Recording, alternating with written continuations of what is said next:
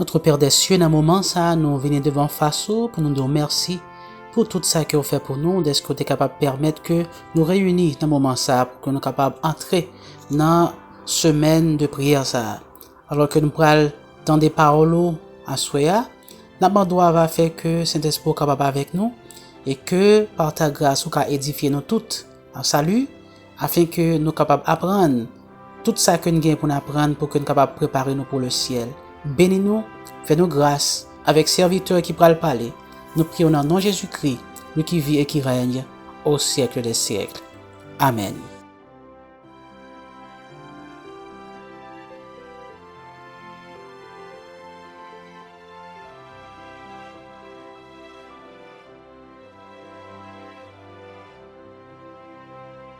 Bonsoir et bienvenue pour la première partie de cette conférence en ligne Notre Espoir béni.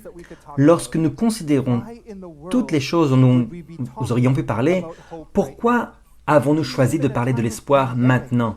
Nous vivons dans un temps de pandémie, à une époque de crise, à une époque où nous avons l'impression que le monde entier part à la dérive. Pourquoi parlons-nous d'espoir? Eh bien, c'est parce qu'en tant qu'adventistes, nous sommes faits pour espérer. Notre relation avec Jésus-Christ nous prédispose à l'espérance. Regardez ce que l'apôtre Paul écrit dans Romains chapitre 5, en commençant par le verset 1. Il est dit « Étant donc justifiés par la foi, nous avons la paix avec Dieu par notre Seigneur Jésus-Christ. » Notre relation personnelle avec Jésus-Christ veut dire que nous avons déjà un sentiment, une sensation de cette paix que Dieu désire que chacun puisse avoir. Au verset 2, il est dit « À qui nous devons d'avoir eu par la foi accès à cette grâce dans laquelle nous demeurons fermes et nous nous glorifions dans l'espérance de la gloire de Dieu. » C'est vrai que partout autour de nous, les choses s'effondrent. Mais pour nous, nous voyons de l'espoir en toutes choses. Tant qu'il y a une opportunité de pouvoir partager la bonne nouvelle de Jésus-Christ, nous savons qu'il y a de l'espoir. Avez-vous cet espoir? L'espoir qui est mentionné ici continue au verset 3.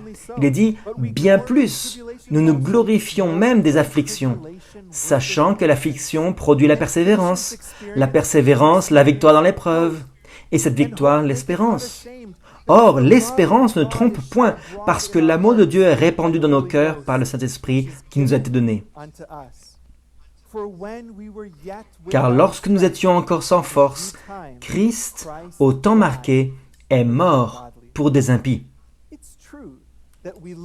C'est vrai que nous vivons à une époque troublée. Mais cela veut-il dire que nous sommes sans espoir, sans espérance, ou bien cela veut-il dire que notre espérance va bientôt s'accomplir? Il peut y avoir des épreuves, des tribulations, mais nous avons toujours un message à partager, le message de la justice de Christ, qui amène avec lui la justification pour tous ceux qui vont se réclamer du nom de Jésus-Christ. Ce message-là, c'est notre message actuellement, de la même manière qu'il a toujours été le message du peuple de Dieu qui attend le retour de Jésus. Ce message amène clairement notre dépendance envers notre Sauveur. C'est ce message-là que le monde a tant besoin d'entendre, désespérément actuellement. Dans Témoignages pour les pasteurs, en anglais, à la page 118, il nous est parlé d'une instruction très importante. Il est dit « Les périls des derniers jours sont sur nous, et dans notre travail, nous devons avertir le peuple des dangers dans lesquels ils sont, que ces scènes solennelles que la prophétie a révélées ne soient pas laissées de côté. Si notre peuple se réveillait, s'il réalisait la proximité des événements qui sont présentés dans l'Apocalypse, une réforme aurait lieu dans nos églises et de nombreuses personnes croiraient au message. Nous n'avons aucun temps à perdre. Dieu nous appelle à veiller sur les âmes sur lesquelles nous devons rendre compte.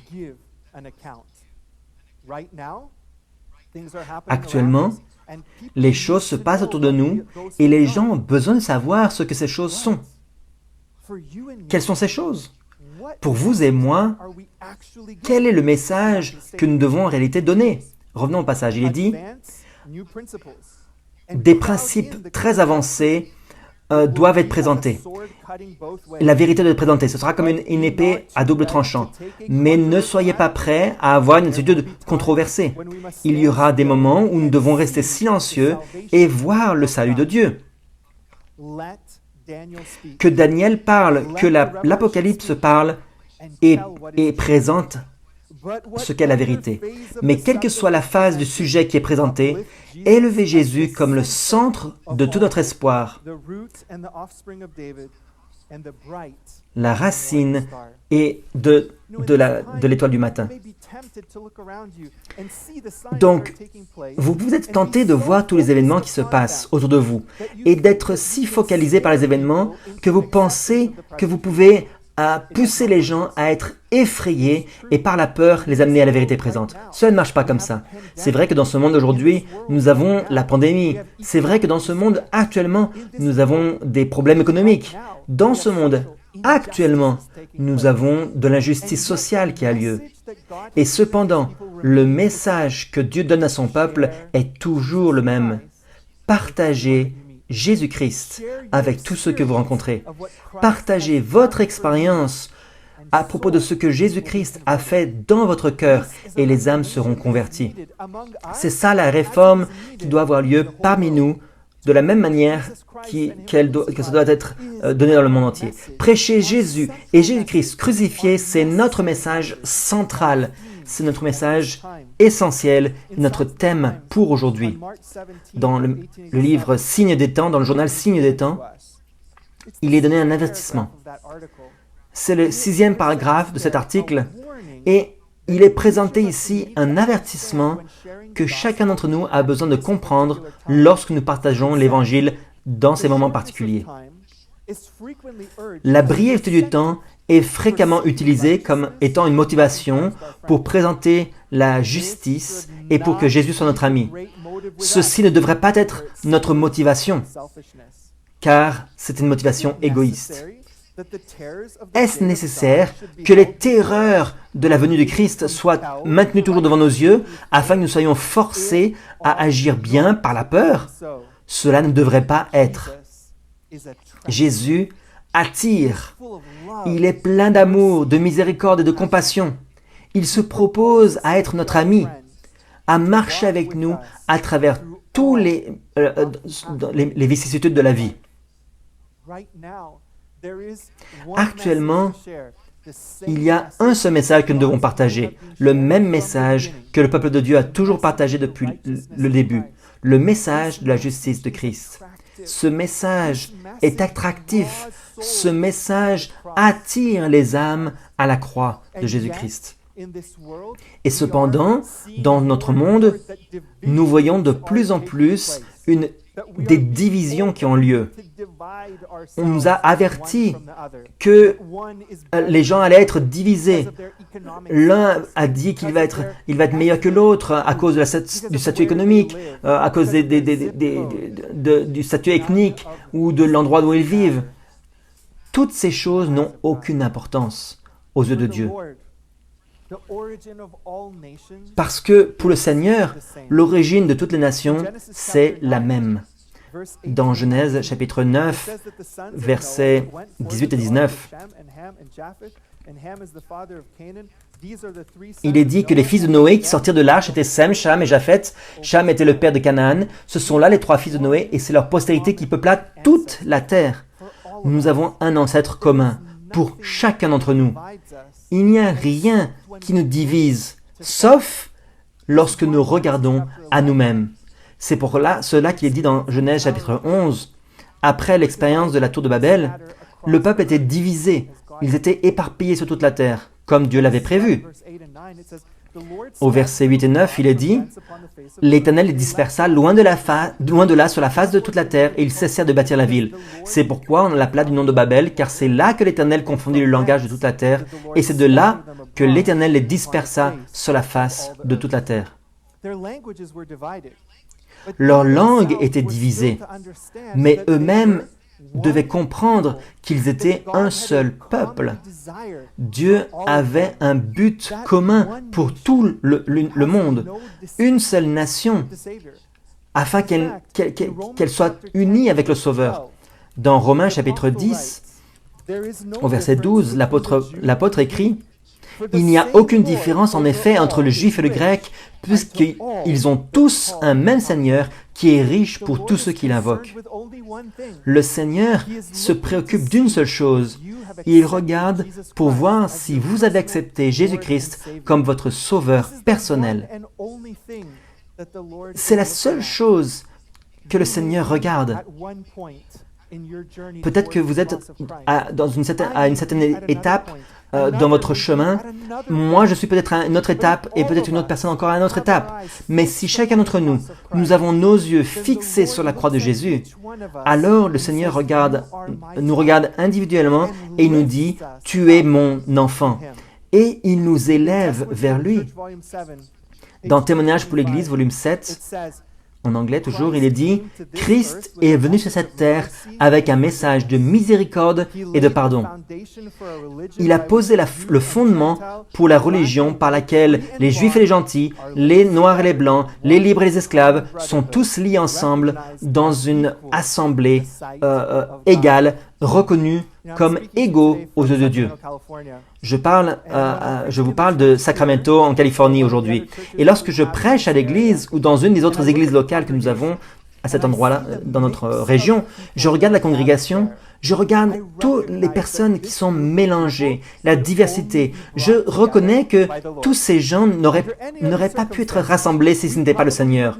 Si nous avions d'autres circonstances, nous ne serions jamais rencontrés. Mais lorsque je regarde la congrégation, je vois les gens qui viennent de tout groupe ethnique, toute situation économique, toutes sortes de foyers, toutes sortes d'âges. Et je regarde la congrégation et je reconnais que c'est seulement Dieu qui a pu rassembler un groupe comme celui-ci.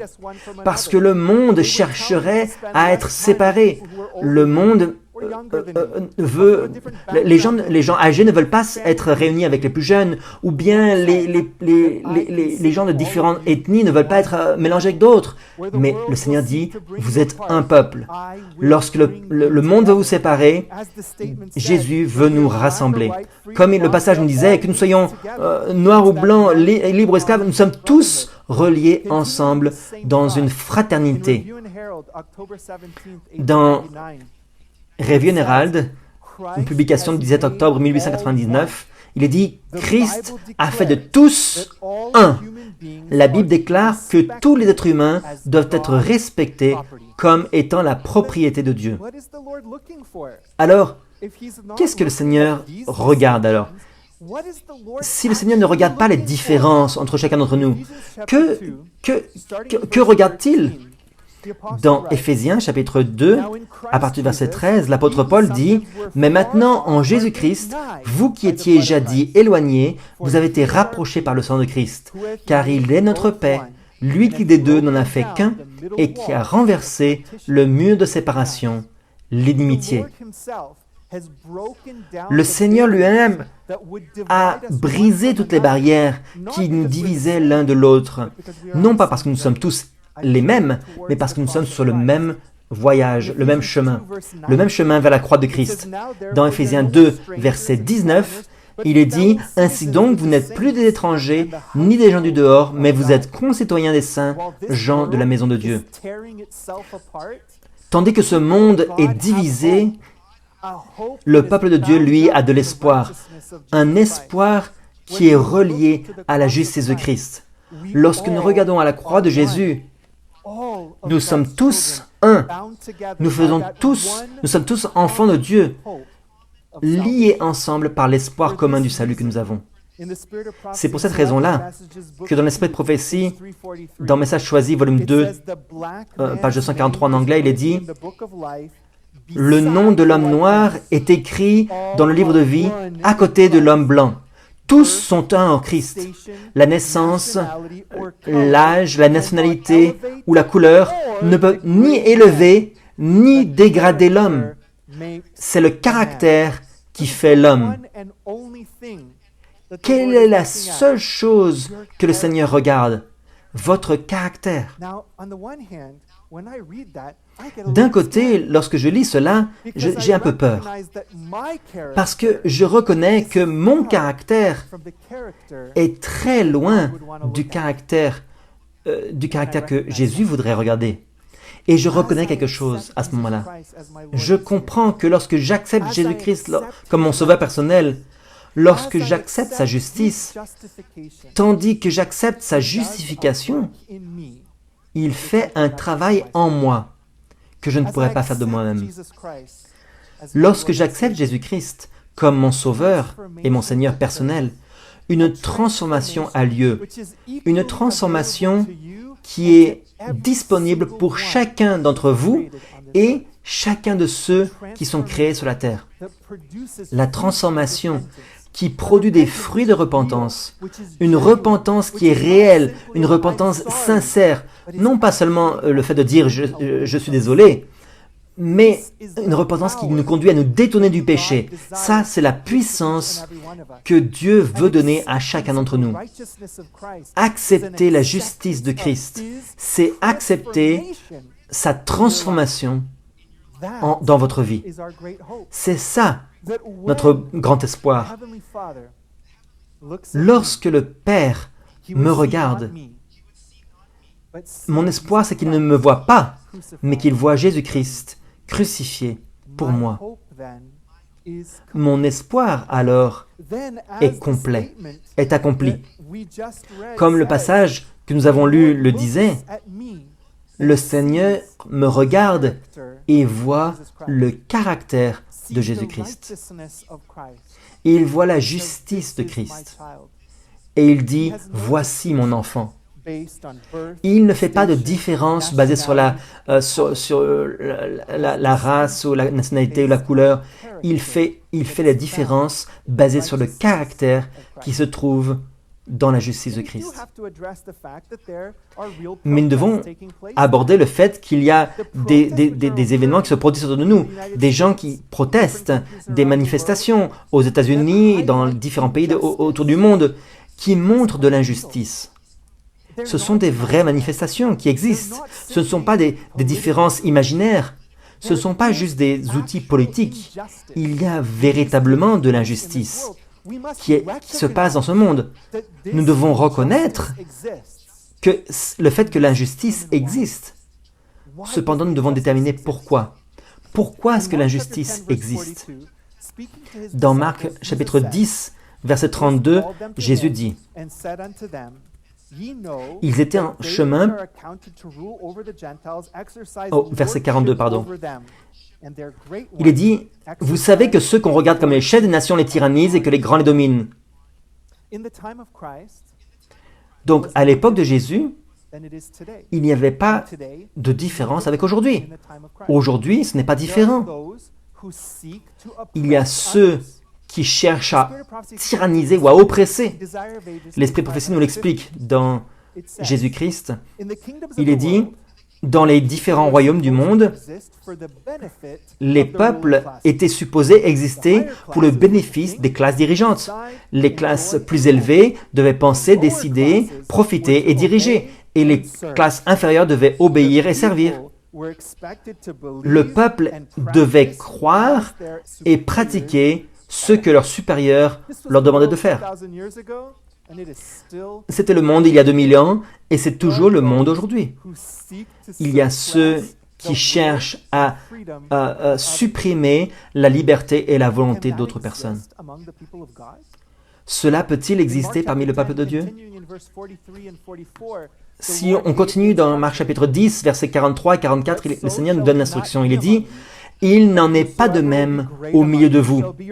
Mais quiconque veut être grand parmi vous, qu'il soit votre serviteur. Et quiconque veut être le premier parmi vous, qu'il soit l'esclave de tous. » Parmi le peuple de Dieu, il n'y a pas de différence entre les gens. Le Seigneur nous regarde tous comme étant ses enfants. Mais personne ne doit diriger une autre personne. Personne ne doit ôter les droits d'une autre personne. Notre espoir en Jésus-Christ, dans son salut, c'est que nous ne participons pas dans les injustices qui ont lieu dans ce monde. Regardez ce qui se passe aujourd'hui. La pandémie a exacerbé une population qui généralement est au chômage. Beaucoup de gens, la majorité des gens sont soit mal employés, soit ils ont des très bas salaires, soit ils ont un travail, mais ils ont beaucoup de temps libre et ils s'ennuient. Vous n'avez pas besoin vous n'avez plus besoin d'aller au puits pour aller chercher de l'eau, vous n'avez plus besoin de couper du bois pour faire du feu, vous travaillez peut-être toute la journée, mais vous avez encore beaucoup de temps libre. Et vous avez une grande partie de la population qui s'ennuie et qui ne travaille pas. Et maintenant, cette population regarde et observe que le fait qu'elle est opprimée, cette oppression est réelle. Il y a vraiment une oppression qui a lieu dans notre société. Et dans leur désir de régler ce problème, leur solution est des fois pire que le problème lui-même. Au lieu d'amener la liberté, ils apportent encore plus d'oppression, un autre type d'oppression. Pourquoi? Parce que, vous savez, pour vous et moi, le fait que nous avons accepté la justice de Christ, cela produit en nous des fruits de la repentance. Et des fruits de notre caractère qui fait que nous traitons les autres comme nous voulons qu'ils nous traitent. L'obéissance aux lois de Dieu, par conséquent, montre que nous ne sommes pas seulement obéissants aux 4 premiers commandements par rapport à notre obéissance envers Dieu, mais aussi les commandements numéro 5 à 10. Nous ne voulons pas tromper l'un à l'autre, nous ne voulons pas mentir de l'un à l'autre, nous ne voulons pas voler l'un à l'autre, nous ne voulons pas opprimer une autre personne. Et le résultat, c'est que nous ne participons pas dans ces types d'activités qui sont de plus en plus courants dans ce monde pécheur. À quoi ressemblait le gouvernement à l'époque de Jésus? Dans le livre Jésus-Christ, il est dit « Le gouvernement sous lequel Jésus vivait était corrompu et oppressif. De chaque côté, il y avait des abus criants, des vols, de l'intolérance et de la cruauté terrible. Cependant, le Seigneur n'a pas essayé de réformer les choses. Il n'a attaqué personne. Est-ce qu'il y avait de l'injustice à l'époque de Jésus? Bien sûr, il y avait beaucoup d'injustice à l'époque de Jésus. C'était des injustices terribles. Et cependant, Jésus n'a pas participé dans une manifestation. Pourquoi? Pourquoi pas? S'il y avait cette injustice-là, que faisait Jésus à propos de l'injustice? Regardez ce qu'il est dit. Il n'interférait pas avec les autorités ou l'administration de ceux qui étaient au pouvoir. Celui qui a été notre exemple était à l'écart des gouvernements terrestres. Non pas parce qu'il était indifférent aux maux des hommes, mais parce que le remède n'est pas dans des mesures externes et humaines. Pour être efficace, la solution doit atteindre les hommes individuellement et doit régénérer le cœur. Y a-t-il des oppressions systémiques aujourd'hui? Est-ce qu'il y a du racisme systémique aujourd'hui? Bien sûr. C'est le résultat des individus qui se sont séparés de la justice que Christ aurait voulu leur donner. Rappelez-vous, la justice de Christ produit des fruits. Et ces fruits, c'est l'obéissance aux commandements de Dieu. Et les commandements de Dieu ne nous permettent pas d'opprimer d'autres personnes. C'est pour cela que lorsqu'une personne s'est soumise entièrement à la vie de Christ, ne va jamais souhaiter profiter d'une autre personne. Alors, pourquoi avons-nous ces problèmes parmi nous? Pensons-nous qu'une règle d'un gouvernement pourra changer les choses? Aucune règle de aucun gouvernement, à aucun niveau, ne pourra régler ces problèmes. Pourquoi? Parce que comme nous l'avons lu ici, ce sont des problèmes qui viennent du cœur. Ils doivent être réglés individuellement. Actuellement, vos amis, vos voisins, vos collègues, votre famille, vos membres de ma famille s'attendent à entendre la solution du problème. Et cette solution, c'est la justice de Jésus-Christ. Vous savez pourquoi le racisme existe?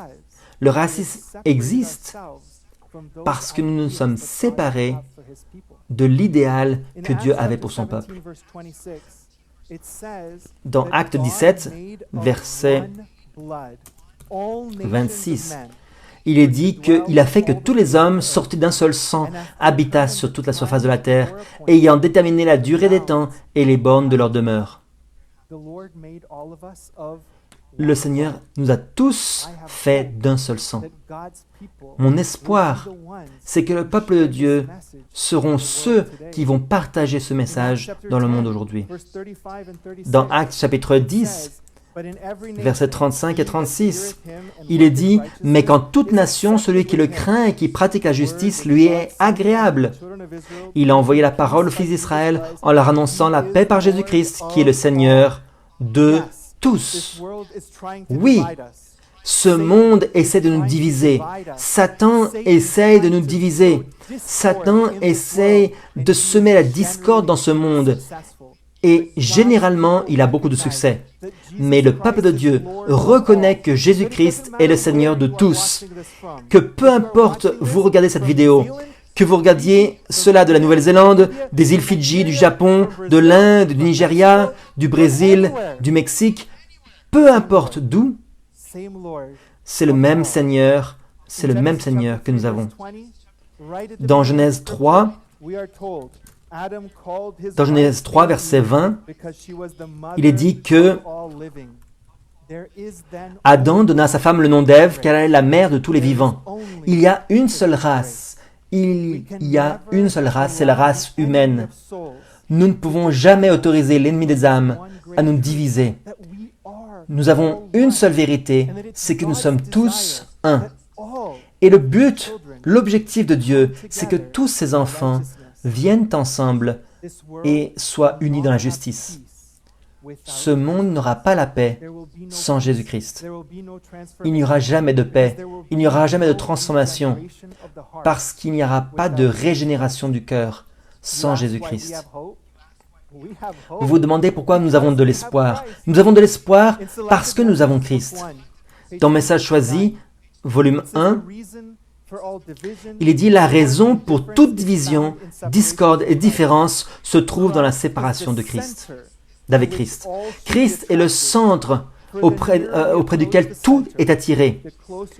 Plus nous nous approchons du centre, plus nous venons l'un vers l'autre, nous nous approchons dans l'amour et nous grandissons dans le caractère de Jésus. Pour Dieu, il n'y a pas de différence entre les personnes. L'espoir de Dieu